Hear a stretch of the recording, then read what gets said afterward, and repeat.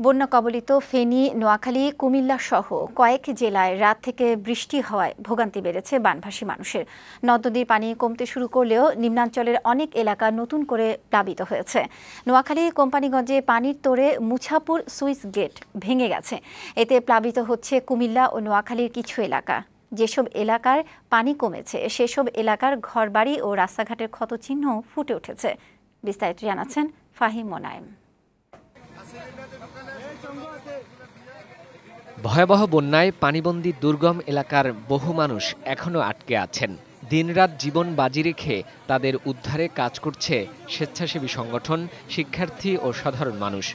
উজান থেকে নেমে আসা ঢলে পানিতে তলিয়ে থাকা জনপদের মানুষের নতুন করে ভোগান্তি বেড়েছে রোববার রাত থেকে চলা বৃষ্টি।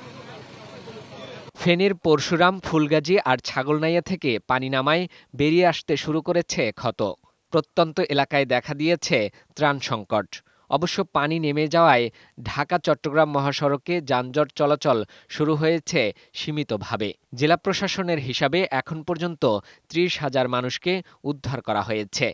ফেনী সদর, সোনাগাজী ও দাগনভূঞার বন্যা পরিস্থিতি এখনও উন্নতি হয়নি। এসব উপজেলার সবকটি ইউনিয়নই নিমজ্জিত। প্রবল বর্ষণ ও উজানের ঢলে নোয়াখালীর কোম্পানিগঞ্জ উপজেলার মুছাপুরে পানি উন্নয়ন বোর্ডের স্লুইস গেট বা রেগুলেটর ভেঙে গেছে। এতে নোয়াখালীর কোম্পানিগঞ্জ, কবিরহাট এবং ফেনীর সোনাগাজী ও দাগনভূঞা সহ আশপাশের এলাকার মানুষ আতঙ্কে আছে। বৃষ্টিতে সেনবাগ, সোনাইমুড়ি, চাটখিল উপজেলার নতুন এলাকা প্লাবিত হয়েছে। এদিকে মেঘনার পানি বৃদ্ধি পেয়ে হাতিয়ার, ঘাসিয়ারচর, নিজমদ্বীপও জলমগ্ন হয়ে পড়েছে। মুষলধারে বৃষ্টির কারণে লক্ষ্মীপুরেও বন্যা পরিস্থিতির অবনতি হয়েছে। পৌর শহরসহ জেলার ৫ উপজেলাই এখনও জলমগ্ন। স্থানীয়রা বলছেন, নোয়াখালীর স্লুইস গেট খুলে দেওয়ার ফলে পানি মেঘনাসহ আশপাশের খাল বিলে জমেছে। এর সাথে বৃষ্টি ও ঝড়ো হাওয়া পরিস্থিতির আরও অবনতি ঘটিয়েছে।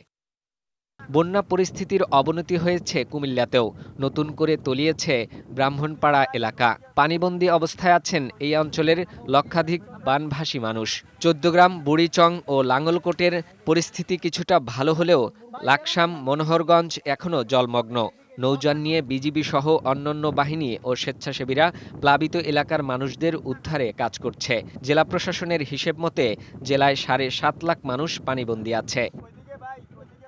চট্টগ্রামের সার্বিক বন্যা পরিস্থিতির উন্নতি হচ্ছে। জেলার ফটিকছড়ি, হাটহাজারী, রাউজানের অধিকাংশ এলাকা থেকে বন্যার পানি দ্রুত নেমে যাচ্ছে। শিক্ষা প্রতিষ্ঠানে আশ্রয় নেওয়া মানুষ ঘরে ফিরতে শুরু করেছে। বন্ধ হয়ে যাওয়া সড়ক যোগাযোগ আবার চালু হয়েছে।